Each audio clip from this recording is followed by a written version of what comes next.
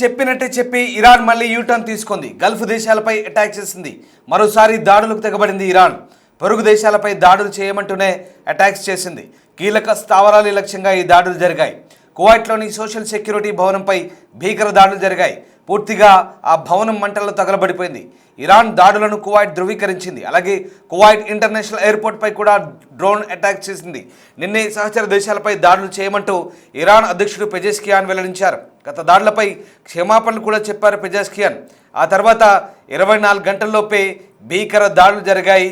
చిలక పలుకుల్లాగా తాము దాడులు చేయమంటూ అలాగే చేసిన వాటికి కూడా క్షమాపణలు చెప్తూ ఇక నుంచి ఎట్టి పరిస్థితుల్లో దాడులు చేసే ప్రసక్తి లేదంటూ నైబర్ కంట్రీస్కి సారీ చెప్పిన ఇరాన్ మళ్ళీ మాట మార్చింది.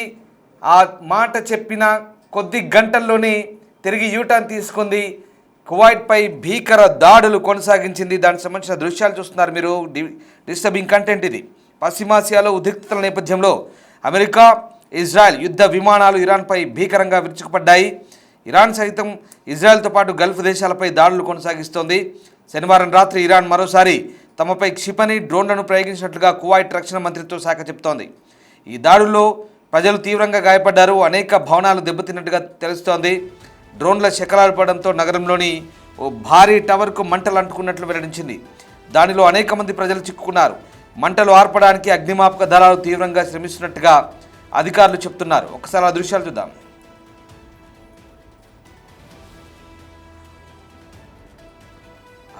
టవర్ మొత్తం అంటుకుందిగా.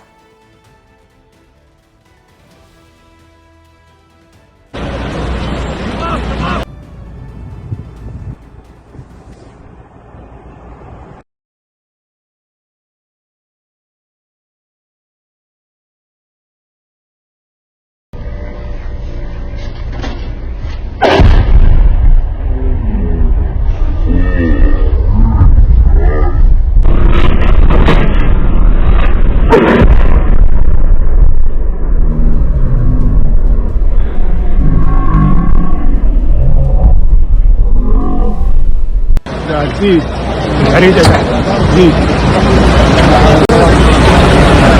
बोलना है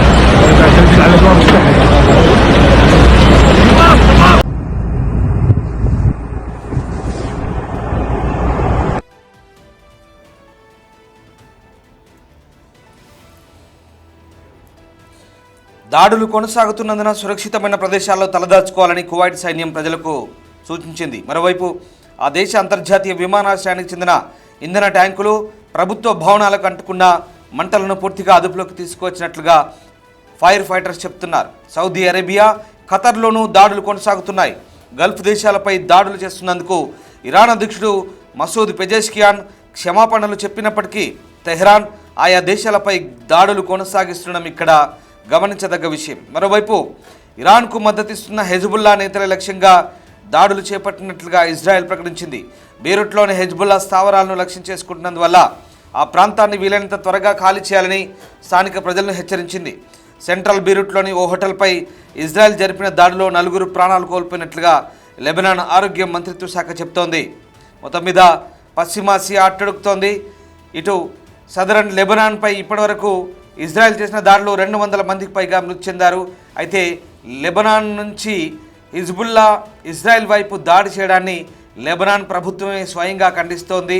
అనవసరంగా తమ దేశాన్ని యుద్ధంలోకి లాగడం ద్వారా హిజ్బుల్లా తమను నాశనం చేస్తుందంటూ లెబనాన్ అధికార వర్గాలు మండిపడుతున్నాయి. హిజ్బుల్లాపై లెబనాన్ ప్రభుత్వం విమర్శలు చేస్తోంది. తమకు సంబంధం లేకుండా తమ ప్రాంతం నుంచి ఇజ్రాయెల్పై దాడి చేస్తూ తమను యుద్ధంలో ఇబ్బందుల పాలు చేస్తున్నారంటూ లెబనాన్ ప్రభుత్వం ఇప్పటికే విమర్శించిన సంగతి తెలిసిందే. మరోవైపు భీకర దాడుల నేపథ్యంలో పశ్చిమాసియాలో ప్రజలు బిక్కుబిక్కుమంటూ గడుపుతున్నారు. ఎప్పుడు ఎక్కడి నుంచి మిసైల్లో లేదా డ్రోన్ వచ్చి పడుతున్నారన్న భయంతో భయంగా వణుకుతున్నారు. నిన్న ఓవైపు పెజెస్కియాన్ ప్రకటనకు ముందు దుబాయ్లోని అల్ దస్రా ఎయిర్ బేస్పై జరిపిన అటాక్లో పూర్తిగా అక్కడ వైమానిక సంపత్తి విధ్వంసం గురి చేసినట్టుగా ఇరాన్ కూడా ప్రకటించుకుంటుంది. అలాగే అక్కడ రాడార్ వ్యవస్థలు ఇంకా ఉపగ్రహ నిఘా వ్యవస్థను కూడా విధ్వంసం చేసినట్టుగా ఇరాన్ చెప్తుంది. కానీ ఇప్పటివరకు దానికి సంబంధించిన ప్రకటన అనేది అమెరికా దళాలు చేయలేదు. మరోవైపు ఇరాన్లోని అనేక చమురు శుద్ధి కేంద్రాలను టెహ్రాన్తో పాటు కరాజ్ లాంటి ప్రాంతాల్లో భారీ ఆయిల్ రిఫైనర్లను డిపోలను టార్గెట్గా చేసుకొని తమ సేనలు దాడులు చేసినట్టుగా అమెరికా, ఇజ్రాయెల్ అలాగే ఐడిఎఫ్ ప్రకటించుకుంది. ఖచ్చితమైనటువంటి నిఘా వర్గాల సమాచారంతోనే వాటిపై దాడి చేశామని ఐఆర్జీసీ నడ్డి విరిచామంటూ ఐడిఎఫ్ చెప్తోంది. అయితే ఇరాన్ ఓవైపు క్షమాపణలు చెప్తూనే మరోవైపు యూటర్న్ తీసుకోవడంపై గల్ఫ్ దేశాల నుంచి పెద్ద ఎత్తున విమర్శలు వెల్లువెత్తున్నాయి. పశ్చిమాసియాలోని అమెరికా స్థావరాలపై దాడులు చేస్తున్న క్రమంలో అమెరికా మిత్రులైన గల్ఫ్ దేశాల్లో ఉండడంతో ఇరాన్ వాటిని టార్గెట్ చేసింది. దీంతో క్షిపణులు, డ్రోన్లతో విధ్వంసం చేసింది. ఈ నేపథ్యంలో పొరుగు దేశాలపై తాము ఉద్దేశపూర్వక దాడులు చేయలేదంటూ శనివారం ప్రకటించింది. డ్రోన్లు, క్షిపణులతో దాడులు చేసే ఆలోచన తమకు లేదంటూ క్షమాపణలు చెప్పింది. అంతేకాదు ఇక ఆ భూభాగాలపై నుంచి దాడులు చేయకుంటే తాము కూడా ఎలాంటి చర్యలకు పాల్పడమంటూ ఇరాన్ అధ్యక్షుడు హెచ్చరించారు. తాత్కాలిక నాయకత్వ మండలి నిర్ణయం తీసుకున్నట్టుగా చెప్పారు. కానీ అంతలోనే మళ్ళీ యూటర్న్ తీసుకున్నారు. ఇరాన్ హెచ్చరించినట్టుగానే గల్ఫ్ దేశాలపై శనివారం రాత్రి నుంచి భీకర దాడులు మళ్ళీ మొదలుపెట్టింది. దుబాయ్లో భారీ ఎత్తున భవనం దుబాయ్ మరీనోపై దాడి చేసింది. ఇరాన్ క్షిపణి ఆ భవనాన్ని తాకడంతో చుట్టూ దట్టమైన పొగలు వ్యాపించాయి. ఈ దాడిలో స్వల్ప నష్టం జరిగినట్లుగా అధికారులు చెప్తున్నారు. ఇక సౌదీ కూడా ఇరాన్ దాడులను ధృవీకరించింది. తమ గగనతల రక్షణ వ్యవస్థలను క్షిపణి, డ్రోన్ దాడులను అడ్డుకున్నట్టు చెప్తోంది. ఈ దాడులతో యుఏఈ తన గగనతలాన్ని కూడా మూసివేసిన పరిస్థితి కనబడతా ఉంది. సో మొత్తం మీద ఇరాన్ చెప్పేది ఒకటి చేసేది ఒకటి అన్నట్టుగా మాట్లాడుతుందంటూ గల్ఫ్ దేశాలు మండిపడుతున్నాయి. కానీ ఆత్మరక్షణ కోసం మళ్ళీ దాడులు చేసుకోవాల్సిన తప్పని పరిస్థితి అంటూ ఓవైపు ఇరాన్ వాదిస్తుంటే మొత్తం మీద ఇరాన్, ఇజ్రాయెల్ వార్తో పశ్చిమాసియా అంతా అట్టడుగుతున్న పరిస్థితి కనబడుతూ ఉంది.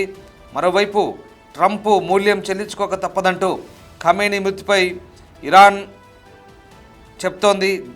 జాతీయ భద్రతా మండలి కార్యదర్శి అలీ లారిజానీ ఈ అంశంపై హెచ్చరికలు జారీ చేశారు. ఆయన ఖమేనీకి అత్యంత సన్నిహితులు ఒకరు. తమ నాయకుడి మృతికి ప్రతీకారం తీర్చుకుంటామంటూ ఎక్స్లో పోస్ట్ పెట్టారు. ట్రంప్ను వదిలిపెట్టమని, ఖమేనీ మృతికి తగిన మూల్యం చెల్లించుకోవాల్సిందేనంటూ దాడులు తమ నాయకుడితో సహా అనేక మంది ప్రాణాలు కోల్పోయారని, ఇది సాధారణ విషయం కాదన్నారు. దీనికి తగిన రీతిలో ప్రతీకారం తీర్చుకుంటామంటూ హెచ్చరిస్తున్న పరిస్థితి కనబడతా ఉంది. సో ఈ రకంగా యుద్ధ నేపథ్యంలో అనేక మంది అమెరికన్ సైనికులు కూడా తాము బంధించామంటూ అలీ మరో పోస్టులు చెప్తున్నారు. వారిని జైళ్లలో ఉంచినట్టు చెప్తున్నారు. ఇరాన్ దాడిలో 6 యుఎస్ సైనికులు ప్రాణాలు కోల్పోయారంటూ ట్రంప్ తప్పుదోవ పట్టించే ప్రకటనలు చేస్తున్నారని, నిజానికి చాలామంది చనిపోయారంటున్నారు. కొన్ని రోజుల తర్వాత ప్రమాదాలు, కల్పిత సంఘటనలతో మృతుల సంఖ్యను పెంచేస్తారంటూ ఆయన ఆరోపిస్తున్న పరిస్థితి కనబడుతుంది. సో మొత్తం మీద ఆరోపణలు, ప్రత్యారోపణలు, దాడులు, ప్రతిదాడులతో పశ్చిమాసియా అంతా కూడా ప్రస్తుతం ఆందోళనకర పరిస్థితులు నెలకొన్నాయి.